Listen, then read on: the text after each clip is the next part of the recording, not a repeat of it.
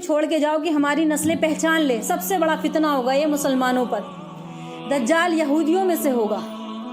اور جیسے ہم عیسیٰ علیہ السلام آئیں گے تو ہم ان کو مسیح کہتے ہیں, تو یہ جو دجال ہوگا اور عیسیٰ علیہ السلام کو مسیح کہتے ہیں, تو یہ یہودی دجال کو مسیح کہیں گے, اور ہم لوگ کہتے ہیں کہ مسیح دجال ہوگا, یعنی کہ وہ اس کو مسیح کہیں گے.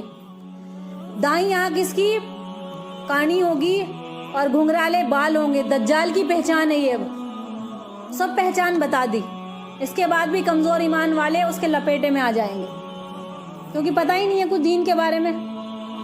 کالجوں کی کتاب بھری پڑی ہے گھروں میں, اور قرآن ایک واحد ہے, اس پہ بھی دھول جمی ہوئی ہے. اب کوئی نہ کرے تو کس کا نقصان ہے, اور پھر کہتے ہیں ہم نے قرآن پڑھ لیا. کہ فتنوں کا ظہور ہو چکا ہے, اور یہاں تک کہ یہودی اپنے جو فلسطین پر اس وقت لڑائی چل رہی ہے سب سے زیادہ, وہ ایک جو دجال ٹیمپل, یعنی کہ ایک ٹیمپل بنانا چاہ رہے ہیں جس میں وہ انتظار کر رہے ہیں دجال کا, اس کو اپنا مسیح مانتے ہیں وہ, اور اس کی تیاری میں لگے ہوئے ہیں. اور عوام الناس جو ہے وہ اس اپنے علماء کی بات جو یہودی عالم ہے بڑے غور و فکر سے مانتی ہے. کانی ہوگی, گھنگرالے بال ہوں گے, سواری پر ایک بہت بڑا گدھا, اس کو مطلب گدھے پر سوار ہوگا.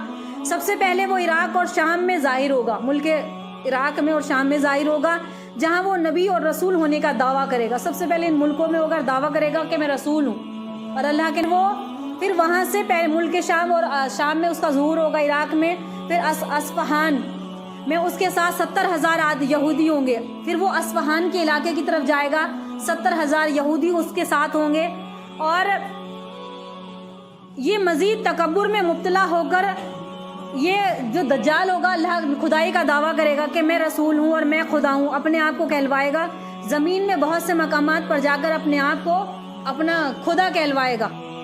اور اللہ تعالیٰ لوگوں کی آزمائش کے لیے اسے بڑے بڑے ناممکن اور ایسے ایسے کام انجام دے گا. اسے اتنی طاقت اللہ دکھا دیں گے, دے دیں گے اس کے ہاتھ میں کہ بڑے بڑے ظہور کر کے دکھائے گا. جیسے کہ اس کی پیشانی پر کافر لکھا ہوگا, جس کی پہچان ہر وہ مسلمان شخص ایمان والا کر لے گا.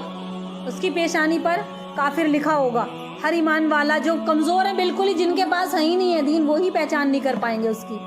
اور اس کے ساتھ ایک آگ ہوگی جس کو دوزخ تعبیر کرے گا. ایک آگ بھی ہوگی اس کے ساتھ جس کو بتائے گا کہ میرے ساتھ دیکھو دوزخ بھی ہے. اور ایک باغ ہوگا جس کا نام وہ جنت رکھے گا. اللہ نے اس کو اتنی طاقت دے رکھی ہوگی, اپنے مخالفین کو آگ میں اور اپنے ماننے والوں کو جنت میں ڈال کر دکھائے گا. مگر وہ آگ در حقیقتاً ایک باغ ہوگا, اور در حقیقت جو آگ ہوگی وہ باغ ہوگا. اور یہ سب کچھ صرف لوگوں کے امتحان کے لیے ہوگا. اس کے پاس کچھ کھانے پینے کی چیزوں کا ایک ذخیرہ ہوگا, جس کو چاہے گا دے گا. جب کوئی فرقہ اس کو رب ماننے کے لیے آئے گا تو اس کی سرزمین پر اس کے لیے بارش ہوگی, اناج پیدا ہو جائے گا, درخت کے پھل دیکھے گا, اگنے لگیں گے, ان کے مویشی موٹے ہو جائیں گے, دودھ تر و تازہ. بہت قحط سالی پڑے گی اس کے آنے سے پہلے, لیکن جب یہ آئے گا, جب قحط سالی ہوگی تو لوگ اس سے مطالبہ کریں گے اگر تو واقعی میں خدا ہے تو ہمارے لیے بارش برسا, تو وہ بارش برسائے گا. کہ جانوروں کے تھنوں سے دودھ بھی غائب ہو جائیں گے, تو جب خوشحالی ہوگی, ہری بھری ہریالی ہوگی, تو پھر سے جانور جائے گا جماعت. پھر ایک جماعت ایسی ہوگی جو اسے نہ مانے گی. بارش, پھل, دودھ, جانوروں کا بڑھنا, بہت سی اس قسم کے بہت سے واقعات ہوں گے. مگر اہل ایمان سبحان اللہ لا الہ الا اللہ پڑھتا رہے گا اور کھانے اور پینے کا کام دے گا. یعنی کہ اس وقت کلمہ پڑھنا کھانے اور پینے کا کام دے گا. تو یعنی کہ سبحان اللہ لا الہ الا اللہ پڑھنا ان کے کھانے اور پینے کا کام دے گا. یعنی اہل ایمان بھوکا اور پیاسا رہنا, لیکن اس کے دھوکے میں نہ آئے گا. بھوکا پیاسا تو رہے گا لیکن اس کے دھوکے میں نہ آئے گا, اور صبر کریں گے. پھر اللہ تعالیٰ اپنے ذکر, اللہ تعالیٰ کا وہ ذکر کرتے رہیں گے. امام احمد رحمۃ اللہ علیہ نے نقل کیا ہے کہ اس کے نکلنے کے 2 سال تک پہلے ہی قحط سالی رہے گی, اور تیسرا سال عین قحط میں اس کا ظہور ہوگا. میں نے بتایا نا ابھی قحط سالی پڑے گی, پھر اس کا ظہور اس کے بعد ہوگا. زمین کے مدفن خزانے, جو زمین کے خزانے ہوں گے وہ سب باہر ظاہر ہو جائیں گے اس کے حکم کے ساتھ. بعض آدمی کہیں گے کہ میں مردہ کو زندہ کر سکتا ہوں, زندہ کو مردہ کر سکتا ہوں, تاکہ تم لوگ دیکھ کر مجھ پر یقین کرو.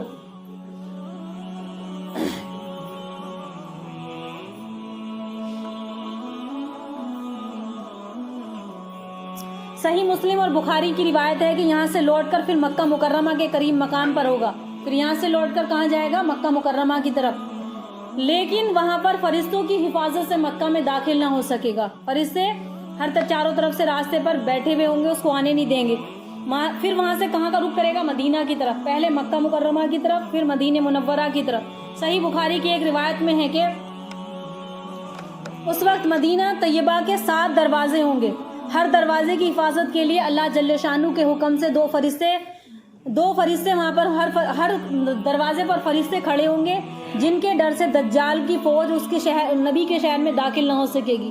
نیز مدینہ منورہ میں زلزلہ آئے گا, جس کی وجہ سے بدعقیدہ منافق لوگ خائف ہو کر شہر نبی علیہ السلام سے نکل جائیں گے اور باہر آ کر دجال کے فندے میں پھنس جائیں گے. مدینے میں سنت اور محبت کی کوئی غرض نہ ہوگی ان لوگوں کے اندر جو کمزور ایمان والے ہوں گے, اور اسی وجہ سے انہیں زلزلے کے ذریعے سے پاک سرزمین سے نکال دیا جائے گا, کیونکہ بہت سے انسان روپیہ پیسہ کمانے کی غرض سے وہاں پر پڑے رہتے ہیں اور انہیں روضہ رسول پر سلام تک نصیب نہیں ہوتا. بہت لوگ رہ رہے ہیں وہاں پر کوئی ایسی ان کے اندر کیفیت نہیں ہے کہ ہم جا کر وہاں سلام عرض کریں نبی کے بارگاہ میں جا کر. تو کمزور ایمان والے ہوں گے نا, زلزلہ آئے گا تو وہ ڈر کی وجہ سے وہاں سے چلے جائیں گے, یعنی کہ اللہ ان کو نکال کر باہر پھینکے گا.